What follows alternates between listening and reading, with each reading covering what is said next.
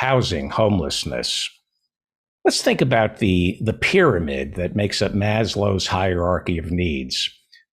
Now, if you imagine the pyramid, the plain face, the bottom of that pyramid, it's called the plain face, the base of man's hierarchy of needs, the building block is a home, physical security. You need a roof over your head. That's a non-negotiable human right, a home. When it comes to our hierarchy of needs, I don't know, self-actualization would be at the tippy top. It is the least essential need. It is what we need. We don't need self-actualization just to survive.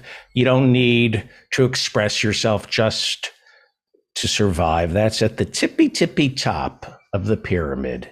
It's the least essential need. What we need is a place to live. But housing in America, the wealthiest country in the history of civilization, housing in America is not a human right. It's an investment. And so 46 million Americans spend each day with the threat of eviction looming over their heads. Now, forget the homeless for a second, and let's talk about people who are looking to buy a home, people who are lucky enough to want to buy a home. According to Freddie Mac, there is a shortage of available homes.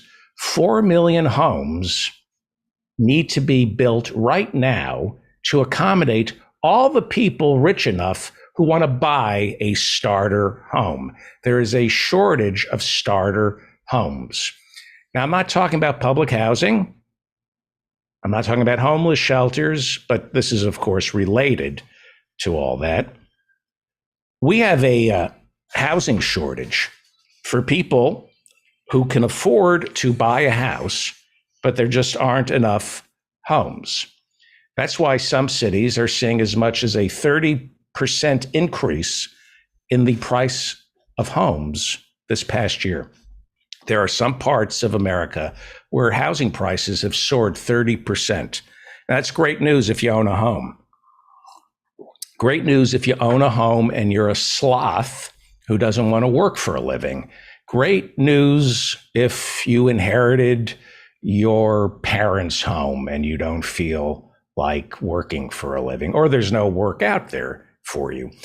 That home, which should be worth, $300,000, today is worth $600,000. And that means you can take out a home improvement loan, a second mortgage. Say you can take maybe $200,000 out as a loan and you get to live on that. That doesn't need that $200,000. You don't need to improve your home. It's a home improvement loan that you can just live on. And that second mortgage that you take out, you can deduct the interest. You can deduct the interest on that. That's a government subsidy for you to take out a second mortgage. So who wouldn't want housing prices to keep on going up? Who? Well, if you're not a first-time home buyer, you want housing prices to soar. Or if you're looking to rent, you don't want housing prices to soar. But if you own property, a shortage of homes means shortage of places to live. Shortage of places to live means you end up paying half your salary for rent, which many Americans are doing.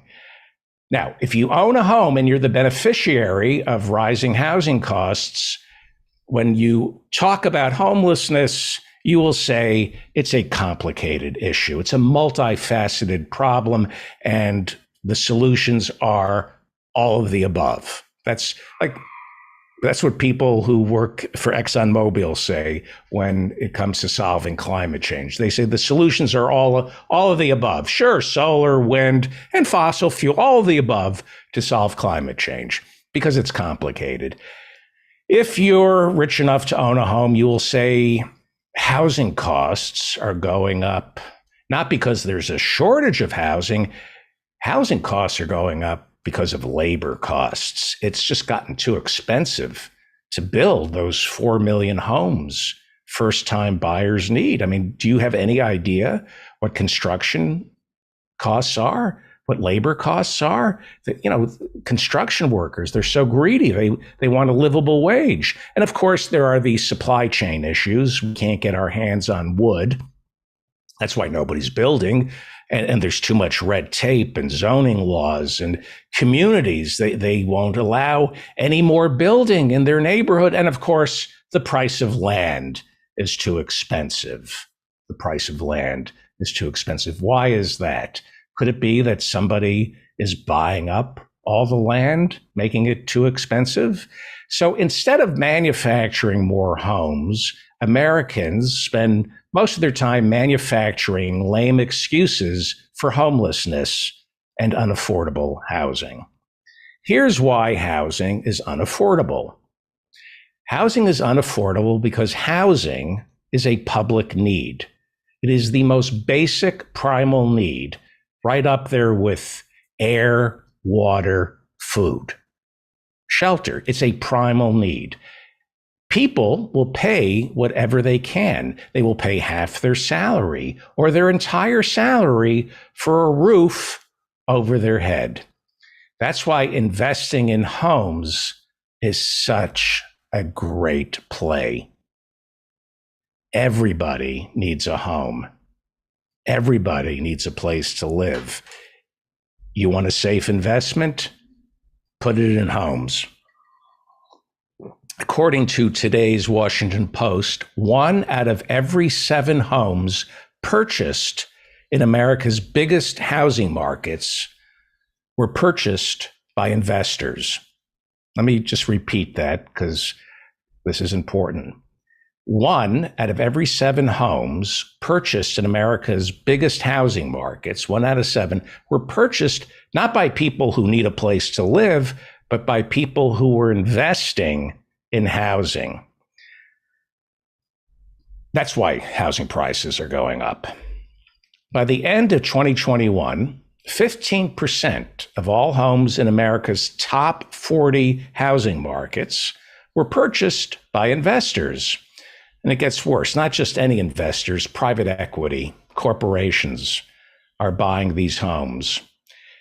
If you're living in a primarily Black community, according to the Washington Post, 30% of home sales last year in majority Black communities were to corporations. Corporations are going into Black communities and buying up the homes.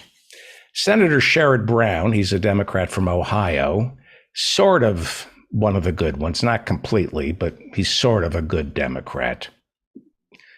He is chairman of the Senate Committee on Banking, Housing, and Urban Affairs.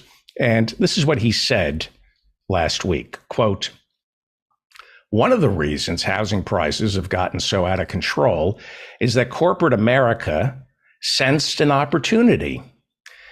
He went on to blame private equity firms and corporate landlords. He said, and I quote, "They bought up properties, they raised rents, they cut services, they priced out family home buyers, and they forced renters out of their homes." So what are we going to do about this? We have an emergency. We have an emergency. 46 million Americans, something like 46 million Americans live with the threat of eviction looming. What do we do about this? Do we need new laws, or do we enforce the ones already on the books? This is an emergency by every standard, by every definition of an emergency. This is an emergency. People cannot find housing. Drive through Los Angeles, walk through San Francisco. It is undeniable that we have a housing emergency. Now, when there's a flood, a tornado, or an earthquake, or a climate disaster like forest fires, price gouging is against the law. price gouging is against the law during an emergency. Now, many of the homeless in California lost their homes from all those fires we're seeing. And where have they ended up? On the streets. This is one of the most underreported stories of the past 3 years. David Cobb has talked about the homeless problem up in Northern California, where a lot of these fires have been raging for the past decade. When climate emergency fires are finally extinguished, where do the evacuees end up? See, we love to see forest fires. That makes good television. But we don't like to look at homeless people living on the streets, and that's where they end up. We have an emergency. This is a housing emergency caused by a climate catastrophe. And if we don't act now, the right wing will use this emergency to suspend our democracy without ever addressing the climate emergency or the homeless emergency. The right is looking for an emergency, and we have one. And if we don't use this emergency to take care of the people, the right will use this emergency to take care of our democracy. And by take care of our democracy, I mean the way Don Corleone took care of the Turk. There is an emergency for roughly 140 million Americans living at or below the poverty line. Historically, this type of income inequality that we're seeing right now, that we've been seeing for the past 20 years, it leads to emergency declarations to restore law and order. If you look at South America, you see gross income inequality and then emergency declarations to restore law and order, not to take care of the people in need. So if you care about what's left of this republic, you better start caring about the people on the street. Because as more and more people end up as climate refugees living on the street, as more and more people end up living on the streets because there's no affordable housing, the right will say they are the problem. The right, and they're already saying this. You already hear the right, the neoliberals in San Francisco and Los Angeles, talk about the homeless as a problem, not homelessness as a problem. We see it in California. We see Democrats who complain about the homelessness, who complain about the homeless, not homelessness. The right, and many of them are inside the Democratic Party, will say the homeless are the problem. And we will become the true police state. Those grifters on MSNBC, CNN, and David Brooks and all the other columnists for the New York Times warn us about. We will become the true police state, the grifters who wring their hands about the fate of our democracy. We will become that police state if we don't take care of the people in need, because this is an emergency. Americans have no place to live. When there is a public emergency, like the one we're seeing with homelessness, it is against the law to profit from it. And there are laws on the books. We don't need new laws. We need to enforce the ones that are already on the books. Gavin Newsom is the governor of California. There is an actual anti-price gouging statute. It's in the state's penal code, Section 396, California's penal code, and it prohibits raising the price of consumer goods or services by more than 10% after an emergency has been declared. It's just that simple. You declare a state of emergency and you forbid rent from being raised. You forbid people from selling houses at exorbitant rates, because we have a housing emergency. You say to people who are investing in housing, look for someplace else to park your cash, because housing is a human right, not a market play. This is not a new idea here in the United States. Housing prices and rents they are price gouging when it comes to rent in this country and when it comes to selling homes. And it is against the law to price gouge. And we have frozen prices in the past. Richard Nixon froze prices. He froze wages. We can freeze the cost of housing. We can just declare a freeze the way Nixon did. Or you can write something into the tax code that makes it prohibitive for private equity firms and billionaires to own second, third, and 50th homes as investments. Maybe a second home. Bernie has a second home out by a lake. I understand that. You don't need more than 2 homes. And if you're buying an extra home, you shouldn't be buying it as an investment. It's not a safe deposit box. New York's price gouging law can be found in its penal code. It's number 396 in the chapter on general business law. New York's price gouging law prohibits merchants from taking unfair advantage of consumers by selling goods or services for an unconscionably excessive price during an abnormal disruption of the market or a declared state of emergency. Well, anybody who's trying to rent in New York City would call the prices unconscionably excessive. That's in the law. You cannot charge unconscionably excessive prices during a state of an emergency or an abnormal disruption of the market. Well, we are having an abnormal disruption of the market. What is that disruption? Hedge fund managers, private equity, greedy, limp dick pigs buying housing, a human right, as an investment. It's very easy. All the governor has to do is declare a state of emergency and outlaw price gouging. Talking about housing, we have a housing emergency. Housing is not an investment. It is a basic human right. But the people in charge, they don't worry about a roof over their heads. They wouldn't know what it's like to worry about housing. They wouldn't, a roof over their head.